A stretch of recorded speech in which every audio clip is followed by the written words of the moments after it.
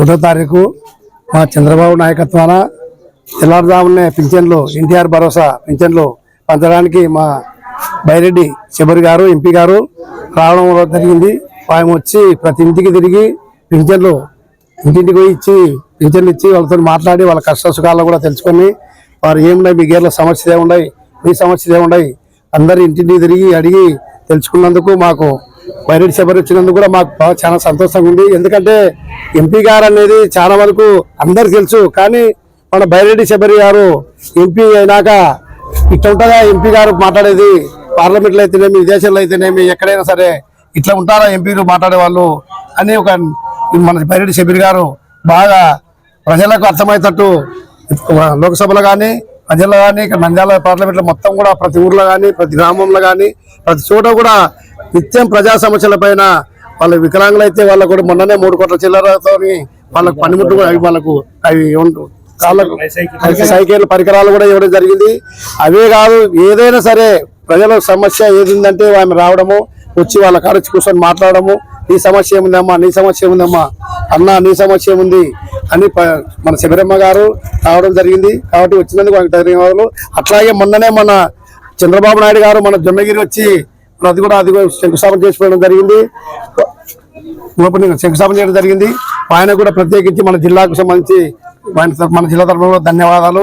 అట్లాగే మోడీ గారు, చంద్రబాబు నాయుడు గారు, లోకేష్ బాబు గారు, పవన్ కళ్యాణ్ గారు వారందరూ కూడా ఈ రాష్ట్రాన్ని అభివృద్ధి చేయడానికి ఇంతకుముందు ఎట్లా ఉండేది 5 ఏళ్ల కాలంలో ఇప్పుడు ఎట్లా ఉందో ప్రజలందరూ కూడా తెలుసుకుంటున్నారు.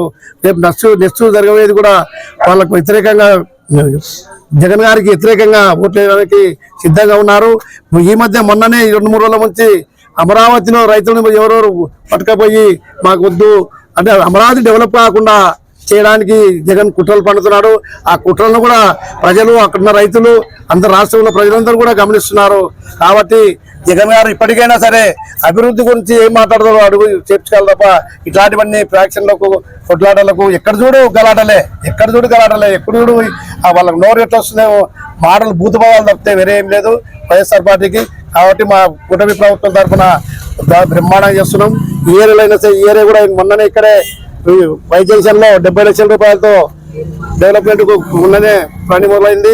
అట్లాగే టీజీ భరత్ గారు మంత్రి చౌరస్తాలో ఆదిరేగుడి వెనుక రోడ్డు కూడా వేయడం జరిగింది. దానివల్ల ఈ ప్రజలకు ఎంత లాభము ఇబ్బంది చేయలేని పని. అట్లాగే బుర్రపేట దగ్గర రోడ్డుకు షాపులు అట్లా ఉండేవి కూడా ఎంతమంది నాయకులు వచ్చినారు, ఎంతమంది పోయినారు, ఎంతమంది అధికారులు వచ్చినారు, కానీ మా టీజీ భరత్ గారి ఆధ్వర్యంలో ఆ షాపులు కూడా తీసి రోడ్డు డెవలప్ చేసేందుకు ప్రజలకు చాలా సౌకర్యం ఉంది. కాబట్టి వారికి మా తరఫున కూడా ధన్యవాదాలు.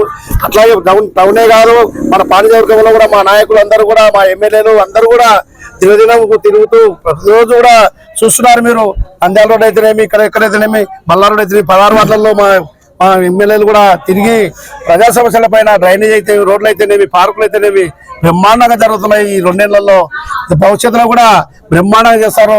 వారికి అందరినీ కూడా గుర్తించి ప్రజలు కూడా గుర్తిస్తున్నారు. కాబట్టి వారందరికీ ప్రత్యేకించి ధన్యవాదాలు.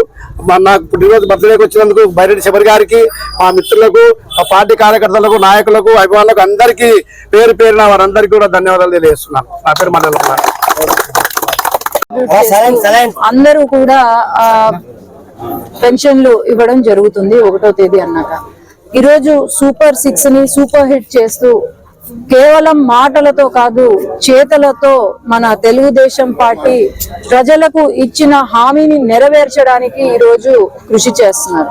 ముఖ్యంగా మన రాయలసీమ ప్రాంతంలో ఎన్నో పెట్టుబడులు వస్తూ, కంపెనీలు వస్తూ, పరిశ్రమలు వస్తూ, అట్లాగే రాయలసీమను ఒక రతనాల సీమగా, ఒక హార్టికల్చర్ హబ్ గా, లేదంటే ఎలక్ట్రానిక్ హబ్ గా, లేదంటే పరిశ్రమల హబ్ గా మారుస్తున్నారు. దానికి ఉదాహరణే ఇప్పుడు 3వ తేదీ మన సీఎం గారు కడప స్టీల్ ప్లాంట్ నిర్మాణ పనులను ప్రారంభోత్సవం చేస్తున్నారు. ఈ కడప స్టీల్ ప్లాంట్ అనేది వేలాది మంది ప్రజల యొక్క ఆశ, అట్లాగే ఎంతో మంది యువతకు భవిష్యత్తు. అలాంటిది కడప స్టీల్ ప్లాంట్ ఫస్ట్ ప్రారంభోత్సవం చేసింది మన ముఖ్యమంత్రి గారు 2018లో అని నేను గుర్తు చేస్తున్నాను. అట్లాగే ఈ రోజు వైసీపీ నాయకులు కొంతమంది మాట్లాడుతున్నారు, కడప స్టీల్ ప్లాంట్ మాదే, గూగుల్ మేమే తీసుకొచ్చినాము, భోగాపురం ఎయిర్పోర్ట్ మాదే అని కోతలు కోస్తున్నారు. ఒకటి నేను చెప్పేది, ఈ రోజు ఏదైనా జరుగుతుంది అభివృద్ధి అంటే అది తెలుగుదేశం పార్టీనే కానీ ఇంకా వేరే పార్టీ ఏమీ చేయలేదు. ఈ రోజు వైఎస్ఆర్ సిపి లేదంటే జగన్మోహన్ గారు, నేను రెడ్డి అని కూడా అనను, ఆయన అసలు రెడ్డినే కాదు, జగన్మోహన్ గారు ఏమంటారు, నేను రాయలసీమ బిడ్డను అని అంటారు. కానీ రాయలసీమ బిడ్డ అయి ఉండి 5 సంవత్సరాలు అధికారంలో ఉంటూ మరి 5 సంవత్సరాలు ఏం చేసినారు రాయలసీమకు అని నేను ప్రశ్నిస్తున్నాను. ఒక్క అభివృద్ధి పని లేదు, ఒక పరిశ్రమ లేదు, ఒక కంపెనీ లేదు, ఉన్న కంపెనీను ఎల్లగొట్టినారు తప్ప ఇంకా ఎటువంటి అభివృద్ధి చేయలేదు. కనీసం ఇరిగేషన్ ప్రాజెక్ట్స్ పూర్తి చేసినారా అంటే కనీసం ఎలక్ట్రిసిటీ బిల్లులు కూడా ఎత్తిపోత పథకానికి కట్టలేని పరిస్థితి ఆనాడు వైసీపీ ప్రభుత్వాన్ని. కానీ ఈ రోజు వచ్చిన తర్వాత చిట్ట చివరి కుప్పంలో కూడా ఈ రోజు నీళ్లు ఇస్తున్నామనంటే అది మన ముఖ్యమంత్రి నారా చంద్రబాబు నాయుడు గారి రాయలసీమ పైన ఉన్న ప్రేమ అని నేను చెప్పగలుగుతాను. అందుకే ఈ రోజు ప్రజలందరూ గమనిస్తున్నారు, ఖచ్చితంగా రాబోయే కాలం తెలుగుదేశం పార్టీ జెండా ఎగురుతుంది. ఇంకో 30-40 సంవత్సరాలు లోకేష్ అన్న సీఎం గా మేము చూస్తాము. అట్లాగే వైసీపీ అనే పేరు కూడా మళ్ళీ వినపడకుండా చేసేదే మా లక్ష్యంగా మేము భావిస్తూ ముందుకు వెళ్తున్నాం. ధన్యవాదాలు.